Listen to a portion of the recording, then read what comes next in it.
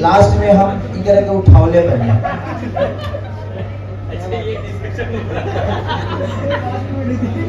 हमारा लागल जी बेचारी थोड़ा सा जंप ली, लेकिन जंप ना ले ली हम 6 दिन अपन कमर धक बैठल रही। कमर हमार घिंचा गई और एगो टेंगो टेंगो या 3 दिन ले मालिश कर तब जाके हमार कमर ठीक भइल। हम आपके वजह से 6 दिन तक सोए नहीं थे। सॉरी क्यों बोलते, ऐसा गलती करते रहो। सॉरी नहीं बोलने का, जीवन में ऐसा काम ही क्यों करने का कि सॉरी बोलना पड़े। चलिए बटे, ओवरऑल गाना बहुत प्यारा शूट हुआ और दिल से थैंक यू कि आपने मेरे कमर में दर्द दे दिया। उसके लिए भी धन्यवाद कि ऐसा हम काम करते रहे ताकि हम लोग को हमेशा अपने काम में दर्द का सामना करा।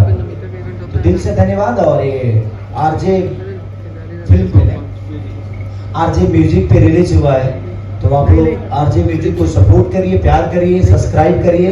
और गोविंदा भाई का मुझे लगता है कि पहला गाना, इसी गाने से कंपनी की लॉन्चिंग हो रही है, तो इसके लिए बधाई। ऐसे ही काम करते रहे।